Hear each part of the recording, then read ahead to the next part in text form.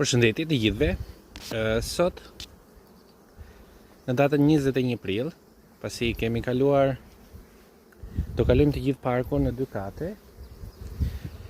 Ne më shumë përdorim gjysmat e kateve tani, por kemi edhe disa katet e plota, të cilët do t'i përdorim sigurisht. Sot dua t'ju tregoj një nga teknikat që unë përdor për uljen e instiktit të rojitjes. Quhet metodë kolon, është shumë e thjeshtë dhe praktike. Do ju a tregoj hap pas hapi se si veproj.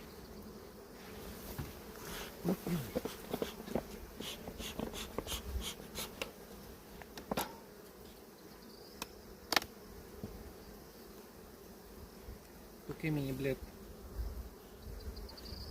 me 10 rrugë, që është gati për kat. Besoj se duket kur e kam parë para një jave ka qenë me 7 pjellje. Tani do shohim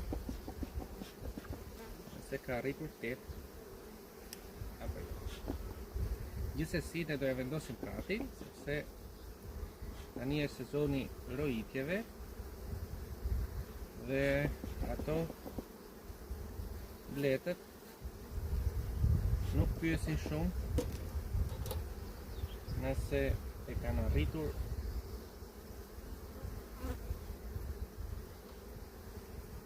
kulmin e kolonisë apo jo. Tani edhe një koloni me 5 rrugë, po ta lesh të mbushtuar, do krijoj çibuk për të rrojitur.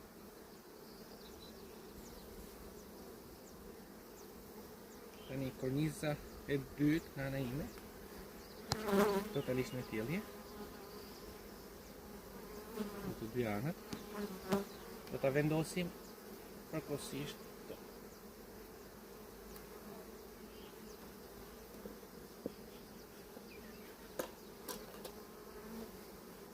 Ne shohim me kornizën e parë, për të krijuar një panoramë të bletës. Kjo është me mjaltë dhe polen. Edhe këti plotë me mjaltë. Kjo do t'i lëmbëroj këtu.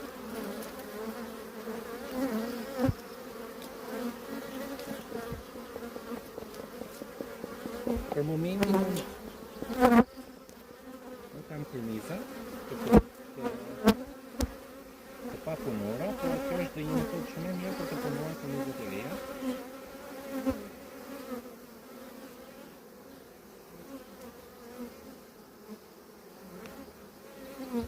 Korniza e dytë me pjellje, kjo ka shumë pjellje mashkullore, kështu që do ta ngjisim në katin e dytë, që të kaloj si kornizë mjaltë.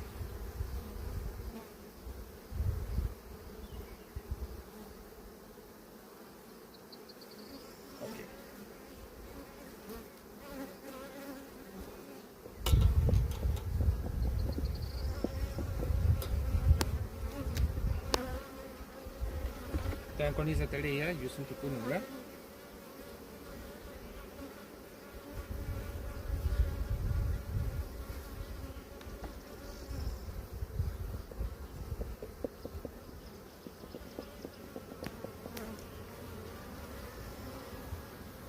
Si do veproj? Do vendosim 4 pjellje, do lem 4 pjellje në katin e parë dhe 4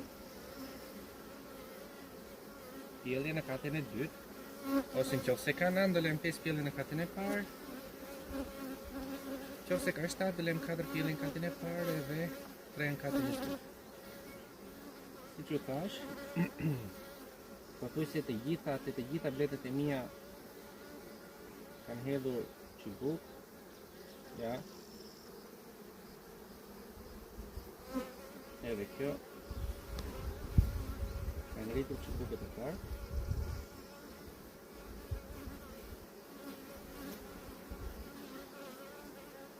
Pjesa më e vështirë dhe më dosme e detarisë është pikërisht precizion. Sepse do të kontrollojmë të gjitha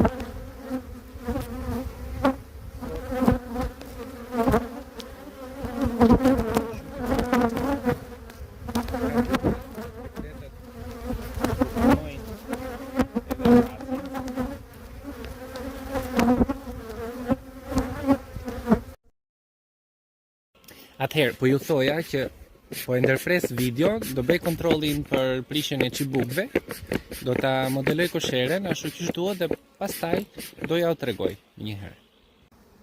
Atëherë, ka 8 pjellje, 4 korniza me pjellje, që do vendosen në katin e dytë, edhe 4 korniza me pjellje në katin e parë. 2 kornizat anësore këtu, korniza këtu dhe këtu, mundësisht të jenë me pjellje larva, pjellje të hapur dhe 2 kornizat e qendrës të mbyllur. E njëjta gjë edhe në katin e dytë, në anësore vendosen mundësisht me pjellje të hapur dhe në qendër me pjellje të mbyllur. Pse veprojmë kështu? Sepse ngjitur me pjelljen e hapur vendosim kornizën me pite 2 të re dhe ajo e ndërton shumë shpejt.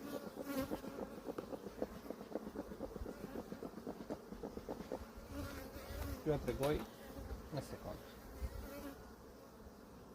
Ka bërë shumë çibuk, nuk i ka mbyllur akoma, i ka nisur. Kjo është me gjysmë pjellje të hapur dhe të mbyllur. Shumë çibuk që prishëm, në këtë kornizë ishte edhe mbretëresha.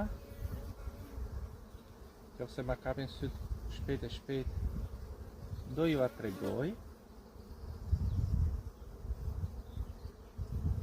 Po ju tregoja pak më përpara që ka filluar gjysmë e hapur dhe gjysmë e vulosur. Atëherë, se unë ndërprej video për shkak të një telefonate, jemi në katin e parë, 4 korniza me pjellje, 2 korniza me pite poje gjysmë të ndërtura, 2 kornizat me mjalt. Tani se më është ndërprerë video 3-4 herë për arsye të telefonatave, këtu jemi në katin e dytë. Siç ju thash, kemi 4 korniza me pjellje, 2 korniza të reja me pite, kjo është kornizë e punuar, ka dhe pak mjalt, kjo është kornizë me pite. 2 kornizat në anësore të pjelljeve gjithmonë mundohemi të zgjedhim kornizat që kanë pjellje të hapur, në mënyrë që kornizën me pite ta punojnë shumë shpejt. Kemi ngjitur kornizat e vjetra, fatikisht, nuk është gjë e mirë kjo. Në katin e dytë, po gjithsesi ne kornizat këtu i kemi me hoje gjysmë të ndërtura, kështu që nuk përbën problem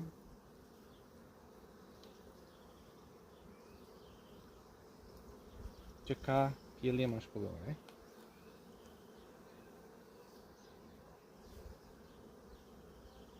Më duket se këtë kornizë nuk e pash për çibuk, po duke qenë se ka pjellje mashkullore rreth e përqark,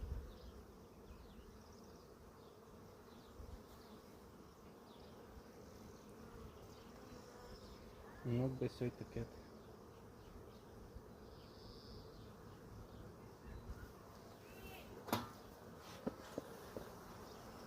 Po ju thoja që ka një 2-3 ditë që po jep kullota e kaces në parkun tjetër ose në parkun kryesor më të madhi që kemi. Ja, kjo është pjellje vulosur që siç ju thash e kemi vendosur në qendër.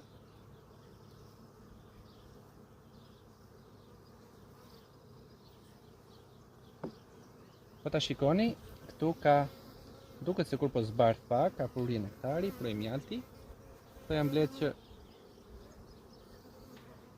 janë ushqyer. Çdo 4 ditë, ja, siç u thash që kisha harruar. Jo kisha harruar, por këto kornizat e para unë nuk i kontrollova për çik buk. Po ju thoja që janë ushqyer gjysmë litri, gjysmë kile, 1 kile, çdo 4-5 ditë. Se mbaj mend, por herën e fundit që i kemi ushqyer ka qenë para 4 ditësh. Para 4 ditësh. Prisni 1 sekond. Respekte. Hera fundit që kemi ushqyer këtë bletë, mos gaboj, ka qenë para 4 ditësh, 5 ditësh, se nuk është se ju vendos kalendar, se për arsye të punës jemi shumë të zënë. Ne vim sa po kemi mundësi. Nuk është se fatikisht bleta do me kalendar, do të punosh me sistem fix. Sistemin e vetëm që unë ndjek është që çdo javë në këtë kohë bëj kontroll të detyrueshëm, të intësishëm në çdo bletë për prishjen e çibukëve. Ja të kemi një tjetër këtu. Tjetër të kemi fresh. Kjo është procedura vetme rigoroze që unë ndjek çdo 6 ditë, 7 ditë. Mundohem të shkoj në çdo park. Kemi 3 parke për të kontrolluar për çibukët. Siç ju thash, kjo është korniza me pjelli dhe larva, jo plotësisht, korniza e 8, por në 60-70% të saj ka me vezë dhe larva, dhe në pjesën e sipërme, po ta shikoni, duket që ka prurje mjalt nektari. Me këtë lëvizje, me këtë bletën, ne pretendojmë të heqim instiktin e rojitjes, të heqim, ta ulim, se nëse ajo e ka ndarë mendjen,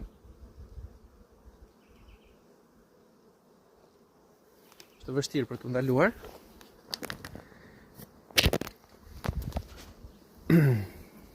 Është bosh deri në fund. Nuk e di sa duket. Gjithashtu dhe në krahun tjetër. Kaq, nëse kemi ndonjë gjë tjetër për t'ju treguar, do jo tregojmë.